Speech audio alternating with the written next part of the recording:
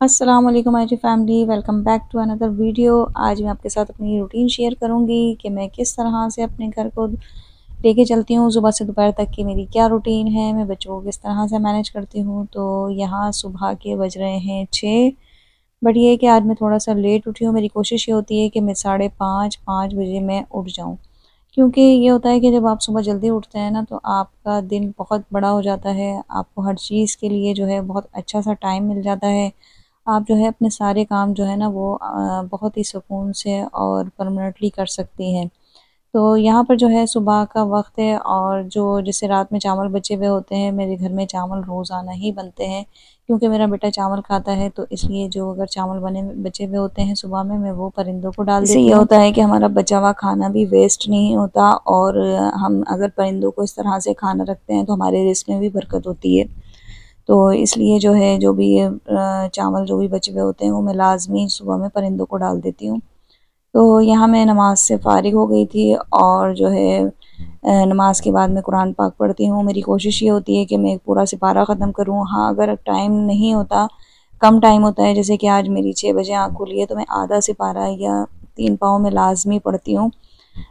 मेरी वैसे कोशिश ये होती है कि मैं रोज़ाना एक सिपारा पढूँ, ताकि हम रमज़ानों में तो 2-2 कुरान पाक ख़त्म कर लेते हैं, बट हम आम दिनों में जो है हम एक-एक कुरान भी नहीं ख़त्म कर पाते। तो इसलिए जो है वो कोशिश यही करती हूँ कि मैं रोज़ाना एक सिपारा लाज़मी ख़त्म करूँ, ताकि जो है वो मेरे यानी कि हर महीने 2 महीने में मेरा एक कुरान पाक ख़त्म हो जाए। तो यहाँ बच्चों के यूनिफ़ॉर्म इस्त्री हो रहे हैं, क्योंकि रात में मुझे जो है टाइम नहीं मिला, तो इसलिए मैंने जो है सुबह-सुबह, जब कभी रात में नहीं होते तो मैं सुबह में भी इनको कर लेती हूँ, सुबह जल्दी उठती हूँ तो। तो यहाँ जो है मैंने यूनिफ़ॉर्म इस्त्री कर लिए हैं, और बस अब मुझे जो है किचन में अपने नाश्ता रेडी करना है, तो मैं किचन में आ गई हूँ। अच्छा, मैं रात में जो है मेरी कोशिश होती है कि मैं रात में, जब हम रात में किचन को क्लीन करके सोते हैं ना, तो हमें बड़ा सुकून मिलता है कि सुबह में चलो कोई काम तो हुआ हुआ है। तो इसलिए जो है कोशिश क्या करें कि रात में तो किचन को बिल्कुल क्लीन करके सोएं, और रात में किचन में कचरा बिल्कुल मत छोड़ा करें, क्योंकि उसकी वजह से बहुत ज़्यादा चींटियाँ वगैरह आ जाती हैं। मैं कभी-कभार भूल जाती हूँ, तो यही होता है कि चींटियाँ हो रही होती हैं बहुत ज़्यादा। तो इसलिए मेरी कोशिश ये होती है कि अब मैं किचन में जो है ना वो बिल्कुल भी कचरा नहीं छोड़ूँ। तो यहाँ जो है मैं बच्चों को बीच-बीच में उठाती भी रहती हूँ, क्योंकि बच्चे बहुत तंग करते हैं उठने के मामले में ना। जो है किचन में भी जो अपना नाश्ता भी रेडी कर रही होती हूँ, और बार-बार जो है ना इन्हें उठा भी रही होती हूँ, क्योंकि ये थोड़ी देर में उठा के जाती हूँ, ये फिर सो जाते हैं, फिर उठाती हूँ, फिर सो जाते हैं, तो बहुत तंग करते हैं।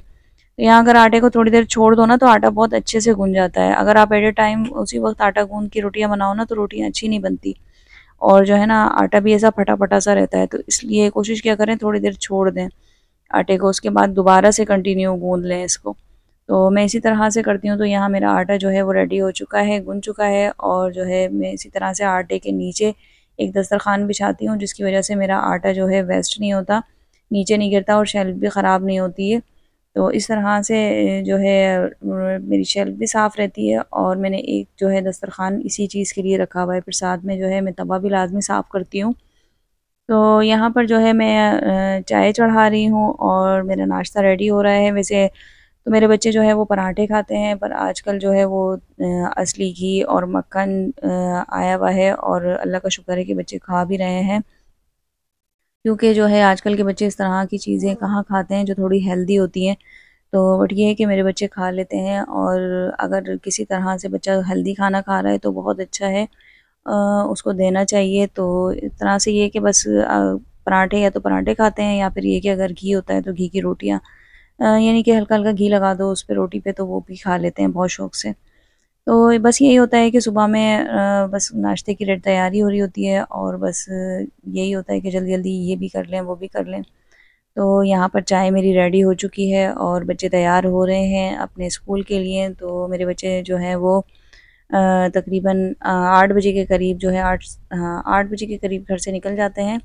तो बस ये है कि सुबह में बस जल्दी-जल्दी हो रही होती है कि आप नाश्ता बना लें, आप ये कर लें, वो कर लें। तो ये है कि अगर आप सुबह में जल्दी उठते हैं ना, तो आपके सारे काम सही होते हैं। तो मैं भी जो है ना सुबह में, जब पहले मैं देर से उठती थी ना, तो मुझे बहुत ज़्यादा टेंशन होती थी, क्योंकि ऐसा लगता था कि सारे काम जो है ना, आप जब सुबह में भी देर से उठते हो, उसके बाद ये होता है बाज़ दफ़ा स्कूल, बच्चों को स्कूल भेज के फिर भी सो जाते हो दोबारा। तो उससे क्या होता है कि फिर हमारा ऐसा लगता है कि सारे काम हमारे सर पर जो है ना वो पहाड़ की तरह टूट पड़े, कि अब जो है हमें सफाई भी करनी है, हमें बर्तन भी धोने हैं, हमें दोपहर का भी पकाना है, फिर जो है डस्टिंग भी करनी है, बहुत सारे काम हो जाते हैं। तो बाज़ दफ़ा बीच-बीच में प्रेस भी करना होता है। तो इसलिए जो है फिर जब मैंने अपनी रूटीन चेंज की और फिर जो है ना मैं सुबह में जल्दी उठने लगी ना, तो मुझे बहुत फ़र्क पड़ा। उससे क्या होता है, आप सुबह से दोपहर तक जो है ना अपना आराम से काम कर लेते हैं और फिर जो है ना उसके बाद आपको रेस्ट के लिए भी टाइम मिल जाता है। और जो है आप दोपहर में भी 2 घंटे आराम कर लेते हैं। तो मैं लाज़मी दोपहर में मैं लाज़मी लेटती हूँ 2 घंटे के लिए। 1 डेढ़ घंटा हो गया, 2 घंटे हो गए, ऐसे मैं लाज़मी सोती हूँ दोपहर में। उसके बाद ये है कि फिर शाम में आप फ्रेश उठते हो। तो यहाँ जो है बच्चे मेरे एजुकेटर्स में जाते हैं और बच्चे जा चुके थे एजुकेटर्स स्कूल। और बस ये है कि बच्चों का ये होता है कि वापसी आएँ तो फिर बस खाना रेडी मिले और बस सुबह के काम की तैयारी बच्चों के जाने के फ़ौरन बाद कि भई ये अब बर्तन धोने हैं और सफाई-वफ़ाई। ये थोड़ी देर जब वो चले जाते हैं ना तो मैं थोड़ी देर रेस्ट करती हूँ। थोड़ा-सा अपना मोबाइल देखती हूँ ताकि दिमाग थोड़ा-सा फ्रेश हो और फिर ये है कि अपना कोई कंटेंट वगैरह देखती हूँ कि मुझे किस तरह का कंटेंट बनाना है यूट्यूब पर। और जो है बस फिर अपनी क्लीनिंग वगैरह जो है किचन वगैरह की सफाई और घर की सफाई शुरू कर देती हूँ। तो ये कि तकरीबन 11-12 बज जाते हैं, 11 बज जाते हैं मुझे। उसके बाद फिर मैं ये कि अपना दोपहर का पकाना स्टार्ट कर देती हूँ। अच्छा, यहाँ जो ये बर्नर्स है ना, इसको वीक में 2 दफ़ा जो है ना वो लेमन और बेकिंग सोडा, मीठा सोडा जिसे कहते हैं, हमारे घरों में आता है, बहुत सस्ता होता है पर ये सफाई के लिए बहुत अच्छा होता है। तो वो आप इसके ऊपर डाल के और फिर जो है ना डिश वॉश थोड़ा-सा इसके ऊपर लगा के फिर स्पंज के ज़रिए आप रगड़ा करें, या फिर अगर स्पंज की ज़रूरत नहीं है, ज़्यादा गंदा नहीं है, तो आप सिर्फ़ कपड़े से भी इसके ऊपर कर दें, तो उससे बहुत चमक आ जाती है। स्टील की जो चीज़ होती है ना, जैसे सिंक है, आपके बर्नर्स हैं, तो आप उसको जो है ना 1 हफ्ते में 2 दफ़ा लाज़मी इस तरह से साफ़ किया करें और खुद ड्राई कपड़ा ज़रूर इसके ऊपर मारा करें, क्योंकि स्टील के ऊपर जो होता है ना वो स्ट्रेन पड़ जाते हैं, पानी के धब्बे बहुत ज़्यादा आ जाते हैं। आपने देखा होगा, अगर आप ये गीला कपड़े से आप साफ़ कर रहे हो और आपने ऐसे ही छोड़ दिया है ना, तो वो उसके ऊपर धब्बे पड़ जाते हैं। तो आप जो है ना ड्राई कपड़ा लाज़मी मारा करें उसके ऊपर, उससे बिल्कुल साफ़ और चमकदार हो जाता है। तो इस तरह से जो है आप शेल्फ़ पर भी जो है वो जब क्लीनिंग करती हैं तो हल्का-सा इसको गीला करके, पहले ज़रूरी नहीं है कि आप हर दफ़ा जो है वो लेमन मैक्स का कपड़ा मारें। सुबह में 1 दफ़ा जो है मैं वो लेमन मैक्स का यानी कि डिश वॉश का मारती हूँ, पूरे पे लगाती हूँ शेल्फ़ पर जो है, काउंटर टॉप पर, शेल्फ़ पर। पर ये है कि फिर बीच में उसके बाद में जब भी इसको क्लीन करती हूँ ना, तो मैं थोड़ा-सा जैसे गीला कपड़ा होता है उसको ही मैं मार लेती हूँ, तो उससे जो है वो साफ़ हो जाती है शेल्फ़। तो ये होता है कि आप जो ये बनियानें होती हैं बच्चों की, इस तरह की क्लीनिंग के लिए जो शर्टें होती हैं ना, उसको कटिंग करके आप वो यूज़ किया करें। उससे जो है ना वो ड्राई भी बहुत जल्दी हो जाती हैं और खुश्क भी होती हैं, तो वो बहुत अच्छे से क्लीनिंग करती हैं किचन के शेल्फ़ वगैरह के लिए। तो अगर आप जैसे एक माइक्रोसॉफ्ट कपड़ा आता है, जो माइक्रोफाइबर सॉरी, तो वो इस तरह का जो कपड़ा आता है वो ना भी लें ना, तो भी आप जो है घर के कपड़ों से इस तरह से जो है टी-शर्ट्स वगैरह से, इनसे बहुत अच्छी क्लीनिंग होती है। तो यहाँ मैं बना रही हूँ अंडे आलू, प्याज को मैंने हल्का-सा ब्राउन किया था, उसके अंदर मैंने टमाटर डाल दिए थे, टमाटर थोड़े-थोड़े से गले से हुए तो मैंने इनको निकाल लिए। तो प्याज और टमाटर को दोनों को मैं ब्लेंड कर लूँगी। यहाँ मैंने डाल दिया इसके अंदर अ, अदरक लहसुन का पेस्ट और साथ में मैंने इसके अंदर डाल दिए मसाले, पिसी हुई मिर्चें हैं, पिसा हुआ धनिया है, हल्दी है, नमक, ये सब चीज़ें डाल के और जो है अदरक लहसुन का पेस्ट मैंने इसमें डाला, इसको मैं हल्का-सा भुनाई करूँगी। और भूनने के बाद जो है मैं इसके अंदर साथ-साथ मेरे चावल भी बन रहे हैं। इसके साथ भूनने के बाद जो है मैं जो टमाटर और प्याज़ हैं इनको ब्लेंड करके वो मैं इसके अंदर डाल दूँगी। फिर इसको आप अच्छी तरह से भूनिएगा।